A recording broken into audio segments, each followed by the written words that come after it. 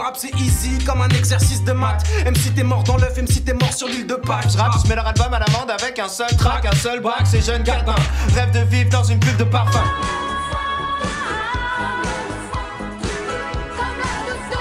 Jeanne Masse, c'est ça? Ah, c'est Jeanne Masse. Ah, je suis balèze, putain. Ah, c'est en rouge et noir. Non. Ah, toute première fois. Ce qui s'est passé, c'est qu'on a fait un album avec Grinch qui s'appelle Orelsan et Grinch sur les casseurs flotteurs, qui était un album concept. Et du coup, cet album contenait des interludes et racontait une petite histoire. Et notre producteur de spectacle nous a proposé de l'adapter en film. Et donc voilà, moi j'avais jamais écrit de scénario. Donc j'ai pris 3 mois pour écrire un scénario, j'ai écrit une première ébauche. Et puis après, petit à petit, on a construit. J'avais fait lire cette ébauche à Gringe Escred et ils aimaient bien. Olivier Poubelle, notre producteur de spectacle aussi. Et donc on a enchaîné petit à petit. C'était long sans être long. Ça a pris entre quand j'ai commencé à écrire et quand on a tourné, il s'est passé 1 an et 4 mois. Donc c'est à la fois long et pas si long que ça, parce qu'écrire un scénario, c'est long. Et donc c'était... voilà comment on en est arrivé jusqu'à cette toute première fois. Toute première fois. Comment on définirait le genre du film? Parce qu'on peut pas dire... Enfin, techniquement, on peut dire que c'est une comédie musicale, mais c'est pas une comédie musicale Ouais. comme en même temps... Comédie semi-musicale. Il y a un terme générique breveté par Aurel lui-même. Ouais, parce qu'en fait, ça reste quand même une comédie musicale puisqu'il y a des chansons et il y a des passages comme par exemple à un moment on est dans un abribus, on chante, c'est de la comédie musicale, ça, c'est de la mise en scène. Et, mais c'est plus une comédie quand même. C'est pas les parapluies de Cherbourg quoi. Si jamais c'est dans ta playlist. J'essaie d'anticiper la playlist.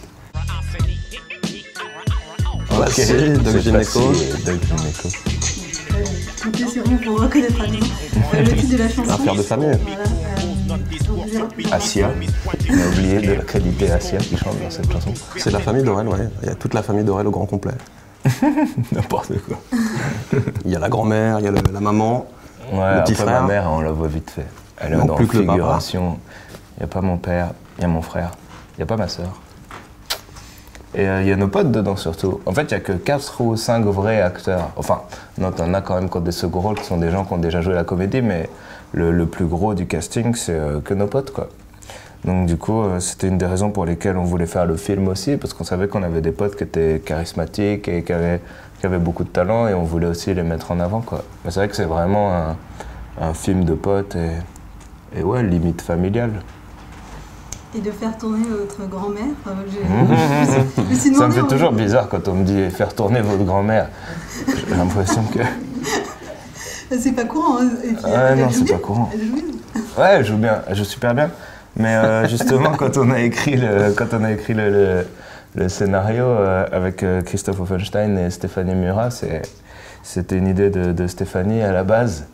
Et quand on y réfléchissait, je me suis dit, ah ouais, la grand-mère, elle pourrait chanter, et puis elle pourrait arriver à ce moment-là pour jouer ce rôle. Et je me suis dit, putain, mais ma grand-mère, elle pourrait tellement le faire. Je savais qu'elle était rigolote et elle adore chanter, et du coup, je me suis dit, ouais, ça va marcher. Et donc, la faire jouer, non, c'était pas évident, parce que c'est une autre génération, et puis elle n'est pas habituée à être devant les caméras. Il fallait vraiment lui faire croire qu'on jouait pas, en fait. Même si une fois qu'elle avait appris le texte, il fallait faire en sorte qu'elle désapprenne. Et il y a un plan qu'on a volé à un moment.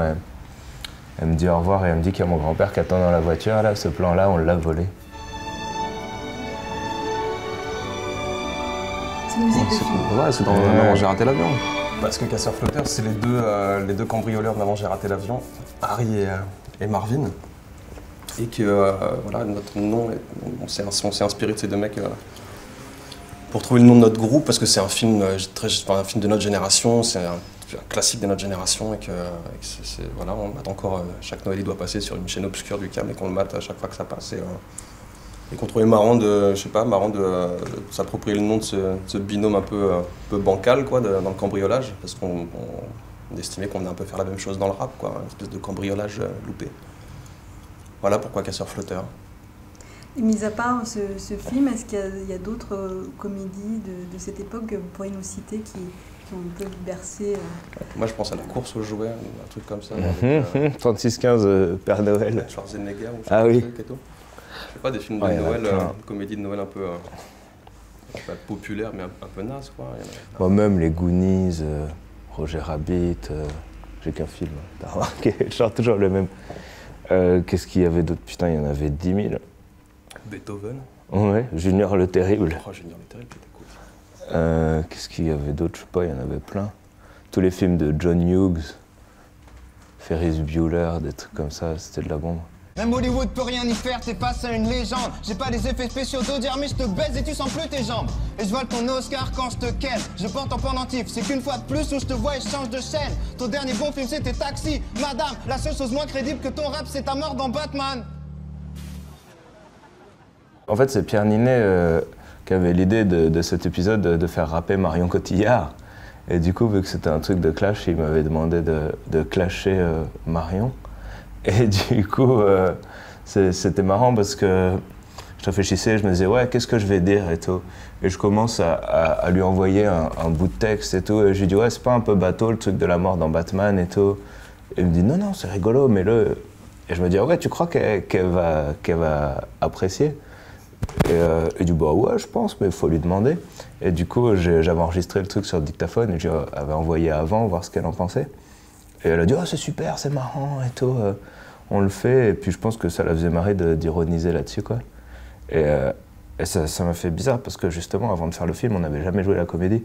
Donc ça veut dire que rien que faire ça, moi, j'avais jamais fait de trucs comme ça, à part dans les clips. Et d'être face à Marion Cotillard et tout, ça m'avait bien stressé quand même. Et rien que le fait de... Tu vois, à la fin, elle rappe aussi, elle a pris un texte à Nekfeu. Et du coup, tu vois, rien que pour faire ça, tu sentais qu'elle était super concentrée et qu'elle était super pro, et c'était vachement impressionnant. C'est la musique de Bref? D'accord. C'est la musique de la fin de Bref. Ah, d'accord. Ouais, oui, je vois qui c'est, carrément. Harry, Torgman, Kian Kojandi et Bruno Muschio, c'est des mecs qui venaient voir les concerts d'Aurel, qui venaient voir les premiers concerts d'Aurel, qui étaient déjà un peu, qui suivaient déjà un peu le truc et qui étaient assez fans. Et du coup, qui ont suivi aussi l'évolution d'Aurel jusqu'à Casseur Flotteur et qui, sur la dernière tournée, nous ont proposé de décliner l'idée du morceau de Connard dans un abribus, qui figure sur notre album, en un programme court comme ça, de le décliner.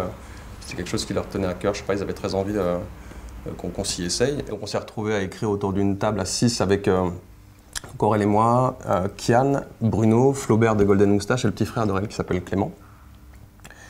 Et voilà, on a piloté quelques épisodes, je sais pas, qui ont plu, quoi. Et depuis, on est au petit journal 3 fois par semaine, c'est super. Stromae. L'amour est comme l'oiseau de Twitter. Aucun, pour ma part.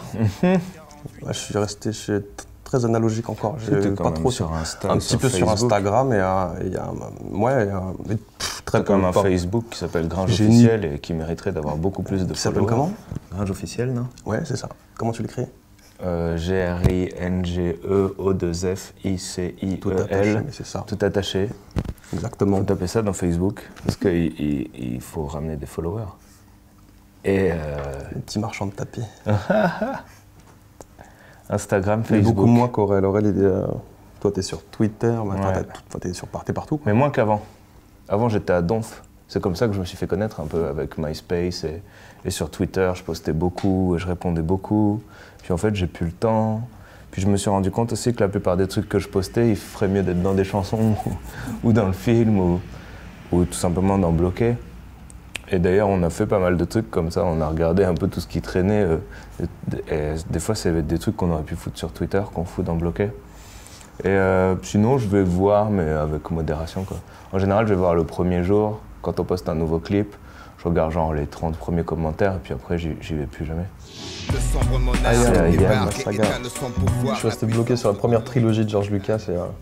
Et depuis, genre, le basculement dans je sais même pas comment... Enfin, la menace fantôme, c'est ça, non? Les 3 qu'on suivi derrière? Le préquel qui a suivi derrière? Un nom chacun, quoi. Je sais pas, c'est un truc qui m'a jamais... Moi, j'aimais bien le folklore, comme ça, un peu... les effets spéciaux de l'époque, l'atmosphère, l'âme de ces films, je trouve qu'il s'est un peu perdu depuis. Je suis absolument pas intéressé, même par celui qui sort. Je sais que énormément de gens l'attendent, mais moi, non, m'en fous. Bon, moi, je suis pressé de le voir. Je kiffe. Je pense que je vais me faire refaire une petite rétrospective des 6 avant, et puis je vais aller le voir, et puis j'ai toujours kiffé Star Wars. Et puis je pense qu'il va être bien, parce que j'aime beaucoup J.J. Abrams. Et donc du coup, je suis assez excité à l'idée de voir ce film. Et puis en plus, vu qu'il y a un mystère tout autour du film, ça m'excite d'autant plus. Louane? C'est quoi? Louane? Louane? C'est le titre de la chanson qui m'intéresse plus particulièrement. C'est ce qui est écrit sur votre film. Ah, quel avenir ou un truc de l'avenir? Rue de l'avenir. Bah, je sais que Gringe, il a bien kiffé jouer la comédie et ça te dirait bien de rejouer. Ouais, oui, j'aimerais beaucoup rejouer. J'ai eu un déclic pendant le film, je me suis dit que j'avais pris même plus de plaisir à faire ça qu'à faire du rap. Même si j'aime beaucoup ce qu'on a fait avec Aurel, j'ai vraiment une espèce de révélation qui me donne envie de continuer, de continuer d'explorer dans cette direction-là. C'est un message au réalisateur, au casteur? Ouais, mais je reçois déjà des petites propositions et tout, donc je trouve ça super, c'est à la fois très touchant parce que les gens me renvoient quelque chose de très positif par rapport au film. Et en même temps, je me dis que c'est maintenant qu'il faut que je me lance, quoi, que je saisisse les perches qu'on me tende et tout. Et ouais, je vais m'essayer, je pense que je vais m'essayer à la comédie. Ouais. En attendant qu'Aurel en fasse un deuxième. Moi j'aimerais bien faire un film. On va commencer à réécrire avec Christophe Offenstein, avec qui j'ai réalisé le film. On aimerait bien réécrire un truc. On voudrait réécrire un peu la même chose, enfin pas du tout la même chose justement, un truc complètement différent, mais avec le même casting. Non, je vais pas le faire la blague. Non, je fais pas comme ça. D'accord. Parce qu'en fait, on fait des avant-premières et tous les soirs, je fais la même vanne. Mais elle marche à chaque fois. Et c'est quoi la même? Non, je dis en fait, je voudrais faire un film avec le même casting, mais dans l'espace. Ou avec des ninjas. Et à chaque fois, ils me regardent d'un air affligé, genre m'arrête de faire la même vanne, mais je m'en fous. Tandis que quand c'est filmé, je le fais pas, parce qu'après, c'est relou d'une vidéo à l'autre de voir les mêmes vannes. Donc en tout cas, un autre film très différent. Ouais, mais avec le même casting. Un peu dans les mêmes moyens, un film à semi-budget comme ça. Mais ouais, sur un autre truc, j'ai pas mal d'idées. Après, il faut creuser, voir lesquelles sont bien, lesquelles sont pas bien, mais ouais. Et puis on va faire des albums solo, Gringe et moi. Donc, et puis tu vas aussi développer une marque. Et je développe une marque de fringues suisse. Qui s'apparente presque au titre de la chanson de Louane, qui veut pas dire la même chose du tout. Non. Ça veut dire quoi, avenir? Ça veut dire avant-dernier. Un jour on est venu au monde, depuis on attend que le monde vienne à nous. Tant mieux si la route est longue. Comment j'ai faim? Comment c'est loin? L'avenir appartient à ceux qui se lèvent à l'heure où je me couche. Tu peux dire aux deux connards planqués dans le buisson là, qu'à la place de traîner, qui retournent bosser au studio, s'il te plaît? Je savais même pas qu'il y avait des buissons ici. Loin de tout, pour demain, rien ne bouge.